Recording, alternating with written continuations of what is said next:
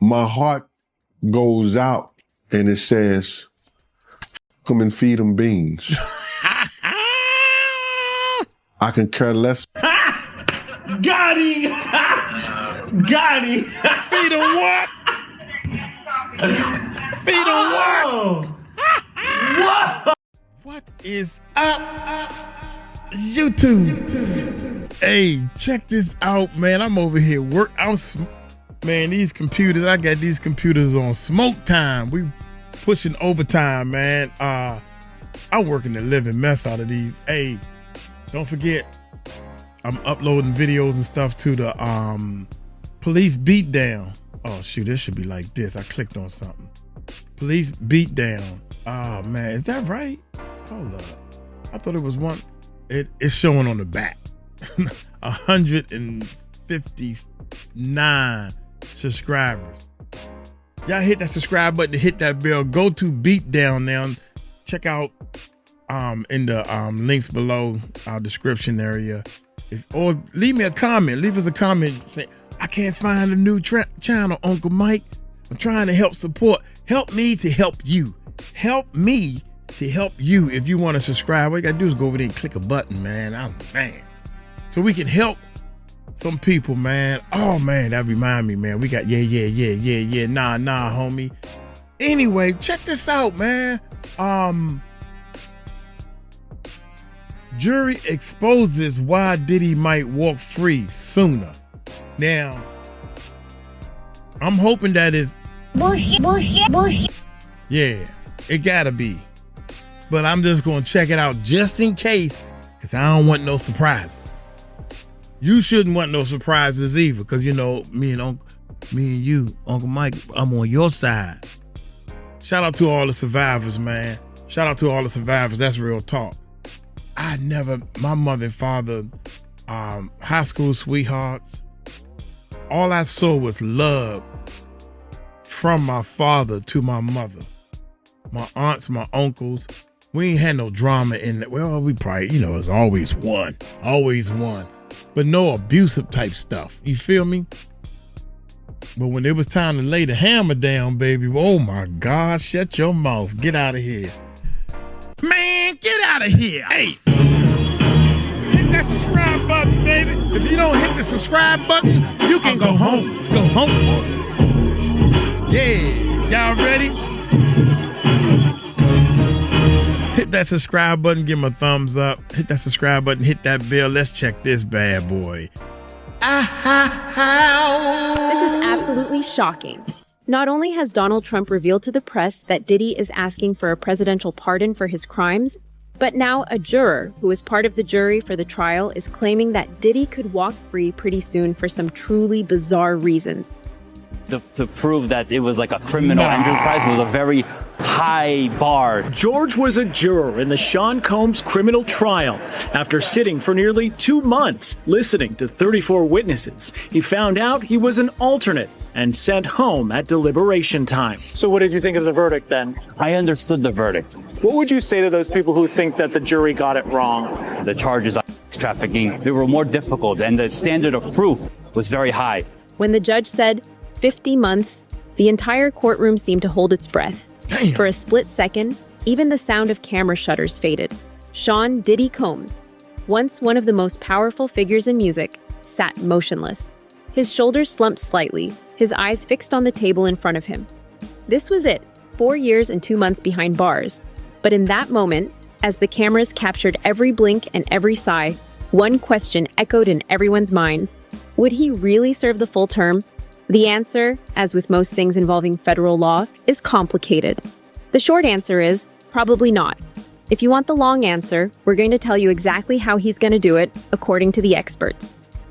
Man, I tell y'all, man, I don't even know why they would allow all this bullshit to come into our lives. The government. Why I can't just be like this? Diddy, 50 months. That means from the day you was in jail, you gotta count 50 months. And when your 50 months is over with, then you leave. You got all this, well, if you get good behavior, everybody say that. it's a lot of people in there that don't be getting no good behavior. I guess them lifetime sentences. Come on, y'all. Can y'all just be real? Oh my God, I'm ready to live in a non-bull crap. Dude, give me a house by a beach water. I want to go fishing. I never fish. Crabbing, seafood. I don't even want this life no more, man. This is ridiculous. Diddy might get out early. Why? He was found guilty on 2 counts. Do the 50 months, man. Go home. Do the 50 months. Jesus Christ. Diddy was convicted on 2 counts related to the illegal transportation of individuals across state lines. Okay. But the jury acquitted him of the far heavier accusations, trafficking and racketeering, which could have carried decades in prison. That mixed verdict was a turning point. It didn't clear his name, but it did spare him a potential life sentence. For his defense team, it was a sign that the battle wasn't over. For prosecutors, it was a message that the court still held him accountable. Upon the sentencing, Diddy seemed to be in tears, but his former bodyguard Gene Deal pulled absolutely no punches about his ex-employer, with his feeling being that the sentence simply wasn't harsh enough. Have you seen these sketches of Diddy crying in court after getting 50 months? Check your phone right quick.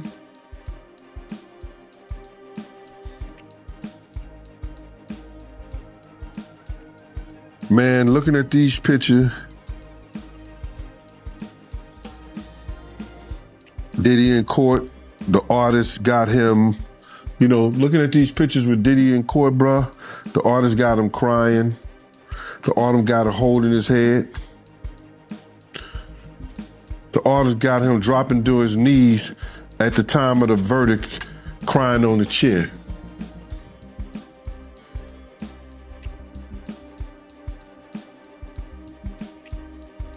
My heart goes out and it says, come and feed them beans.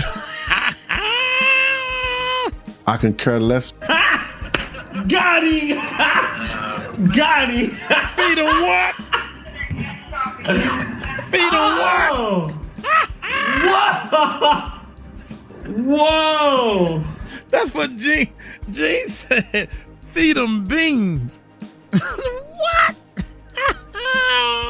Man, I've been waiting to use that button. I had to use that button. God deep. Got him! Got him.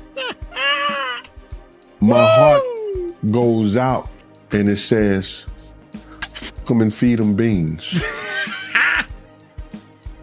I can care less about his sadness. Woo! I can care less about him being in pain. I can care less about what he has to be faced with in court or in jail now. I don't have no remorseful feelings for him, bro. You understand? This is somebody that at one time I would have given my own life for. And to know this nigga was trying to get people to take my life because I was trying to teach them to be right by people and tell them to be right by people. I have no remorse for this dude, bruh. To see him like that, I know there is a God.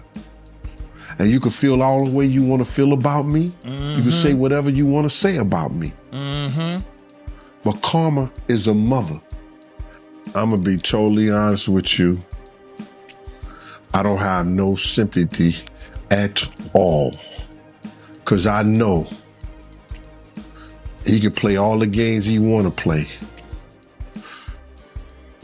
Did he have sympathy when he said, I don't give a fuck if Pac gotta die. I don't give a fuck if Big gotta die. Suge Knight can go to jail. Did he have any sympathy when he said to Wolf, I don't need you no more? Meech said, I don't need you no more. Set him off. Do you have sympathy when he told D. Ferg, nah, I can't do that. Nah, I don't f with you. Nah, I can't do that like that. Did he have sympathy when he said to Wolf Mama, Your son has delusions of grandeur. All he want to do is smoke weed and get high. Do you have sympathy for the notorious Big Mama? Wow. Talking about, I didn't go to the funeral. He ain't go to the funeral. Did he have sympathy for Craig Mack? Do you have sympathy for Black Rob to make sure he did the right thing by them? And he sure didn't have no damn sympathy for me when he told dudes to come at me. Federal sentencing doesn't work the way most people think. When a judge announces 50 months, that's the maximum term before any reductions or credits are applied. Diddy had already spent more than a year in custody awaiting trial, which automatically counts toward his sentence. That alone drops his remaining time to around 3 years. An attorney that I did speak to did make clear, though, that a lot of times in these federal cases, people don't necessarily serve the entire time. So again, Combs has already been behind bars for a little over a year. Then there's, I was told, 15% off for good behavior, sometimes 15% off the sentence. There's First Step Act credits to consider. There's a certain percentage that you can do for halfway house or home confinement and possibly additional time off for drug treatment programs. So in the end, we don't know exactly what that really looks like in terms of how much more time Combs will spend behind bars. But again, this judge trying to send a message saying that what he did was wrong and that he did believe the credibility of those women who testified. Court just adjourned, but I want to leave you with a couple of thoughts from the judge. He looks over at Combs and says, you are going to get through this. There is light at the end to help people like him. You will have a chance, he says, to show your children and the world that accountability and change is possible. Those words were more than moral encouragement. They hinted at a belief that Diddy could change, something that could influence future parole or early release decisions. Behind closed doors, Diddy's legal team is already strategizing. Sources close to the defense suggest they plan to appeal the sentence, arguing that some evidence considered by the court came from charges on which Diddy was acquitted. If an appellate court agrees, the sentence could be reduced or sent back for reconsideration. It's a long shot, but given Diddy's resources, it's not out of the question. Not have him around, especially his children who lost their mother, Kim Porter. His lawyer, Nicole Westmoreland, also broke down crying when she talked about Sean Combs. She said that he had changed her life. And then Sean Combs himself got up and spoke in court. And he said that what's been really hard for him during this trial is having to be silent, not being able to speak on his own behalf. He said that his actions were disgusting, they were shameful, and they were sick. He said that he's not a larger-than-life person. He is a human being, and that he got lost in the excess, in the ego. His voice was shaking. He was crying today. I saw him wiping tears from his face in court. And he ultimately said that he is humbled and he's broken. He said, I hate myself right now, before the judge and before this sentence came down. Wow. So, Katrina, prosecutors, though, they had wanted this sentence to be 11 years. What did the judge say when they actually handed this down? So, ultimately, the judge decided to give him this sentence of 50 months incarceration, 5 years of supervised release. And this is actually lower, it's significantly lower than what the prosecution wanted. That was about 11 years. And then the probationary recommendation was 7 years. Now, Sean Combs' team, they wanted only up to 14 months. So he did end up getting significantly more than that. What the judge said, though, is he began when he delivered this sentence by very warmly talking about all that Sean Combs has accomplished, the things that we heard today, how devoted he is to his family, how he broke barriers as a Black man, his entrepreneurship. But then there was this shift in tone, and he got very serious, and he ultimately said that there was just an overwhelming amount of evidence in this case. The actions that Sean Combs took against his ex-girlfriends, Cassie Ventura, and a woman who went by Jane, who testified in this courtroom. Sean Combs was really hoping to potentially even walk out of that court today. His team major had actually set up a teaching engagement for him on October 6th with the hope that they were creating a plan for him when he got out of the MDC, where he has been for the last almost 13 months. And the judge's tone was very interesting because he began delivering this, Major, by praising Sean Combs, by talking about all of the iconic and incredible work that he's done as an entrepreneur. He said that he took into account all of these mitigating factors, his community ties, the work he's done, his family. But despite all of that, he said that the evidence was just overwhelming in this case. The violence, especially with the two women, the victims who spoke at this trial, Major.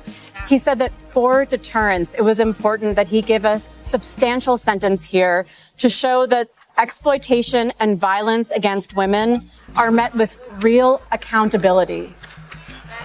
And Katrina, just very quickly, explain the gap between what prosecutors were advocating for, what the defense was seeking in terms of a sentence, and where the judge ultimately landed. Absolutely. So the defense was asking for up to 14 months. Sean Combs has already spent about 13 months in the Metropolitan Detention Center, so that would have had him getting out almost immediately. What the prosecution wanted was a little bit over 11 years. The probationary report had said to give him 7 years. So the judge pointed out that he did actually go less than that recommendation. He said that he felt the prosecution's estimate was just too extreme, Major, but at the same time, the defense's was just far too short a time frame. Meanwhile, analysts have been doing the math. Between time served, potential good behavior, First Step Act credits, and halfway house transfer eligibility, Diddy could theoretically be released in a little over 2 years. That timeline could shorten even more depending on his participation in rehabilitative programs and ongoing legal motions. Public opinion has been... I don't believe that. I can't believe that. No, I can't believe. 50 months, 4 years and 2 months. Okay, I give you this. He did 1 year. So let's just say he was sentenced to 3 years. And you saying that he gonna get out less than 2? I can't believe that. No way. A little over 2 years. That timeline could shorten even more depending on his participation in rehab. Dang, man. Between time served, potential good behavior, First Step Act credits, and halfway house transfer eligibility, Diddy could theoretically be released in a little over 2 years. That timeline could shorten even more depending on his participation in rehabilitative programs and ongoing legal motions. Public opinion has been split since the verdict. Some believe Diddy's influence helped him avoid a harsher punishment. Think that Diddy booking a speaking arrangement had any kind of effect on his sentencing? I think nothing that happened in court today played a part in Diddy's sentencing. You know what I'm saying? The judge had all the evidence. The judge had that evidence that when the prosecutor brought it forth to the courts, the judge already had the evidence, bro. He have all their statements. He have all what they're gonna present in court. So anything other than the victim's personal statements that got up, the judge didn't know about. The judge didn't know what the kids were gonna say. No. The judge didn't know what the lawyers was gonna say. Their last words. But the judge had already had in his mind, because he knew that he had put up speaking engagements and all like that. He already had in his mind that that Diddy had planned to do speaking engagements because Diddy had planned to be out this week. So it may have made a difference, a somewhat difference in the judge's opinion of time. Because I can't believe the way he started off the sentence, bruh. The way the judge started off when he spoke about the coercion and the relevant conduct, when he spoke about giving Diddy a lot of years and only came back with 50 years, he fooled everybody. 50 months. He spoke about getting Diddy a lot of years. You understand? He said this crime deserves a lot of years, but he only gave him 50 months. So I guess he looked at Diddy criminal history, Diddy, what he was doing into society or whatever like that, and said 50 months is a lot of months for him. But anybody else who's been in the prison system, anybody else who's been dealing with the courts and probably has some crimes under their belt. Anybody else with this whole charge probably got way more months than Diddy got. Way more years than he got. Others argue the court's decision reflected the complexity of the evidence and the split nature of the charges. What's clear is that this isn't the end. Appeals, behavioral reports, and federal reviews could all reshape what happens next. And Stephen, I always like to look at this and take the 30,000-foot view. Remember a couple months ago, we were talking about RICO charges, that we were talking about 20, 30 years in prison, a lifetime in prison. Now he's got a couple more years, and then after that, a couple years of house arrest. That is not a bad result. Now, the reason why he's probably mad, his lawyers are going to appeal, because you want to see if you can get that even lower. That's what everybody does. But when you think about it, from where he was a couple months ago to where he is now, that is not a bad result at all. Okay, what about those that are looking at it, Ryan Smith, and they're like, this is utterly ridiculous, man. The guy, it was consensual.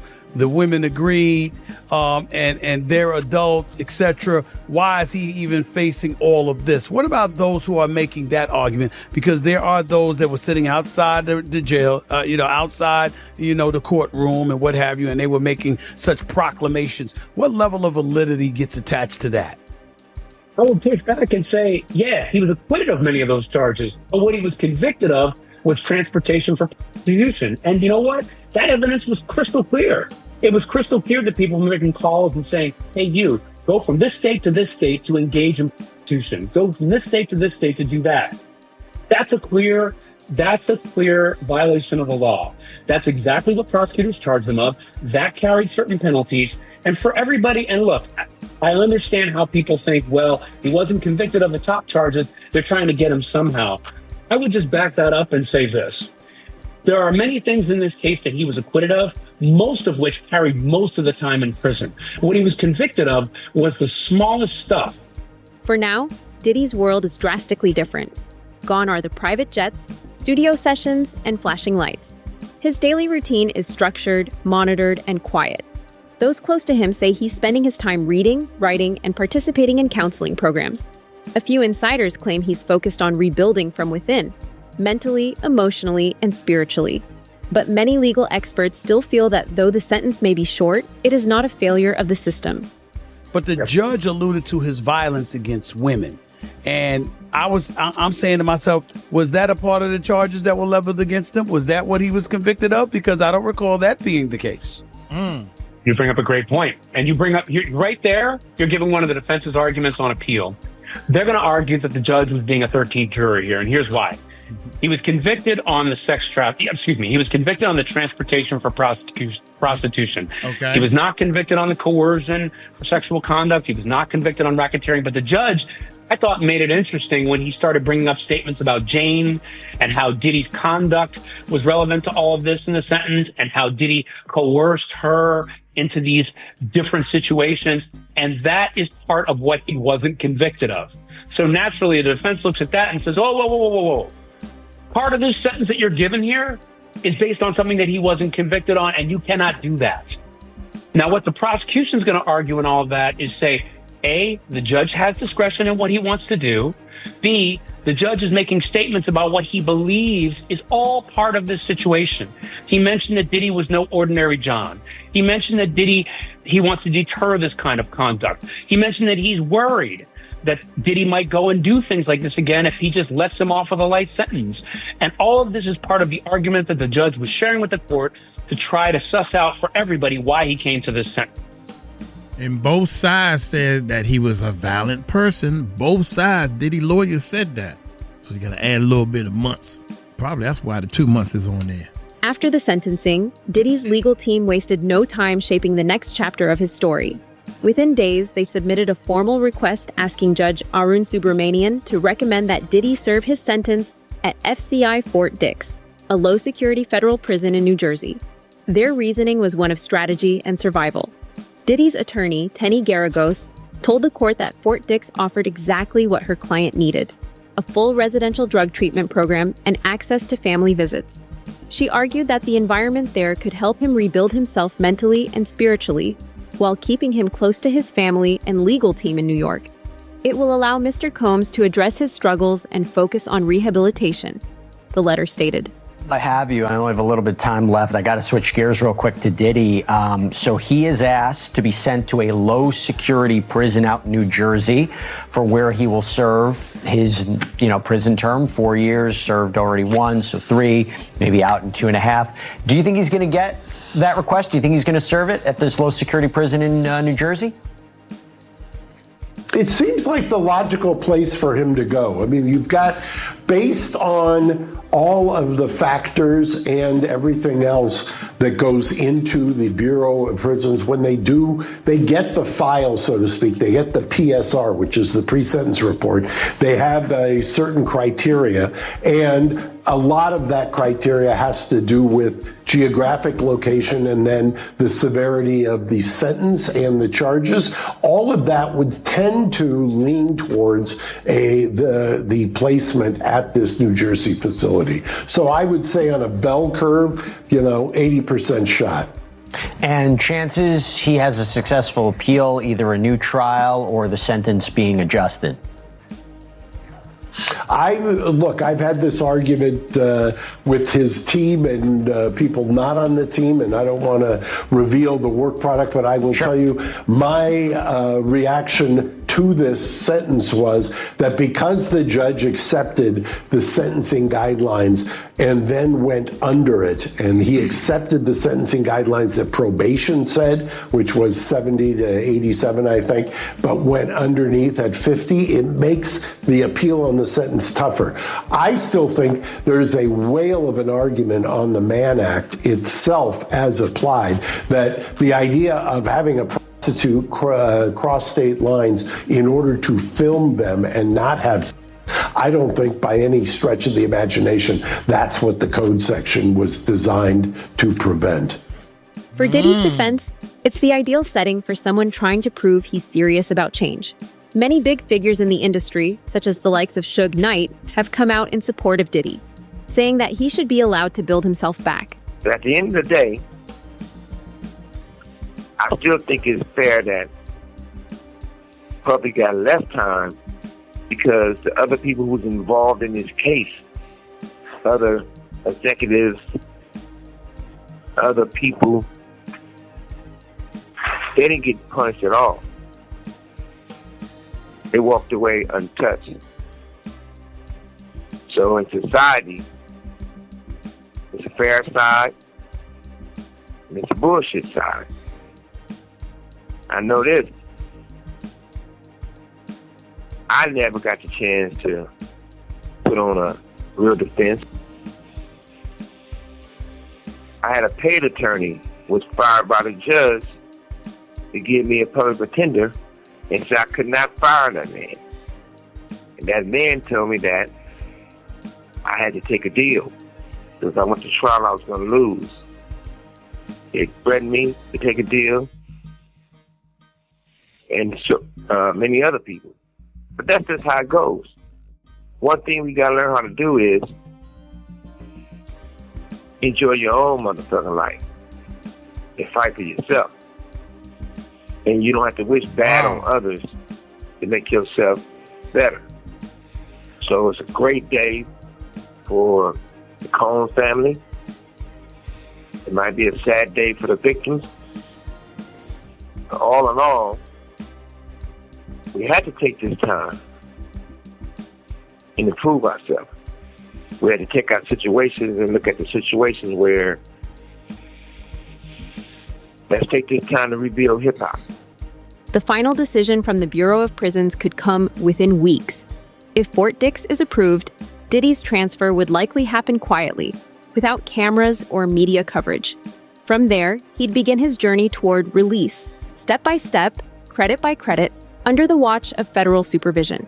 So, as the world moves on and headlines shift to the next big story, Sean Combs remains at a crossroads. The stage lights are gone, the business empire is paused, and the man once known for commanding attention now faces something much more difficult: silence.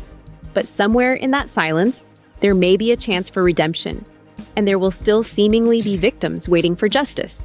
They gave testimony that they seen him beat her. It was put in Cassie's lawsuit that Usher was present watching Diddy. But see, I guess people, they not paying attention to what's going on, see, they needed to cut everybody else out to make sure that nobody got forced to testify because, you know, RICO hurts. See, everybody's afraid of the word RICO. Don't nobody want to get caught up in it. You want to know why there was no testimony for him when it came time? Because they couldn't put anybody on the stand because they would have been forced to perjure themselves.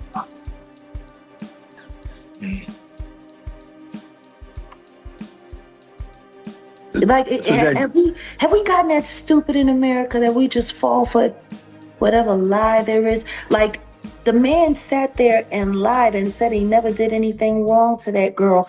Meanwhile, the second that she dropped her lawsuit, he kicked out $20 million in 24 hours. Why would you do that if you did nothing wrong? Why? You were doing it out of the kindness of your heart? Well, why? Why? Just like Mr. Clayton Bigsby. Because that's what he looks like, the crackhead.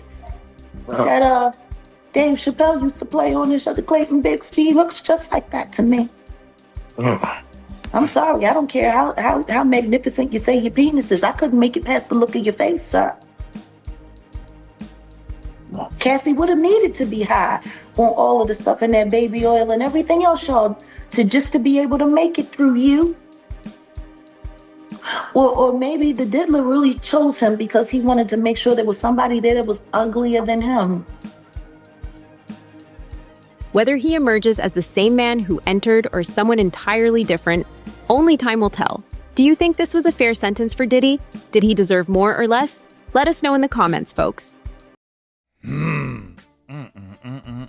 Boy. There's no way, man. My bad, y'all. I'm doing too many things. Juror exposes why Diddy might walk free sooner. Bullshit. I'm gonna wear that button out when it comes down to Diddy. All I want y'all to know is he's still in jail. I've been saying that. I know he gonna at least do another 12 months starting today. Mark this on your calendar. That's a long time to be like, I remember that guy, crazy dude, Uncle Mike was over there talking about he gonna do this time. Uncle Mike with the stain on his shirt. I don't know where that come from, y'all. I gotta double wash this joint. Hey, check it out, man. Y'all hit that subscribe button, hit that bell. Oh my gracious, this is crazy, man.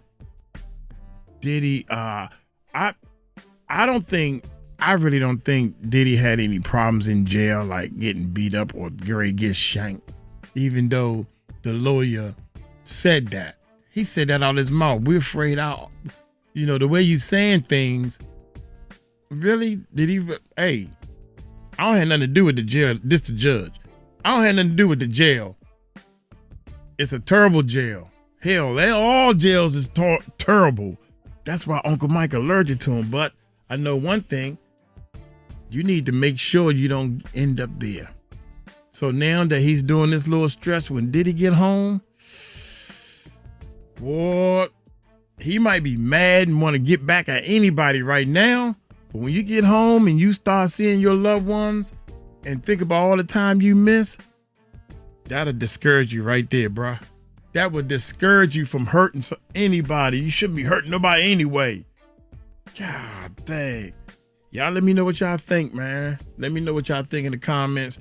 Shout out to the comment section, man. I've been living in the comment section. Hey, y'all take it light, take it slow. Tell him Uncle Mike told you so. Peace out.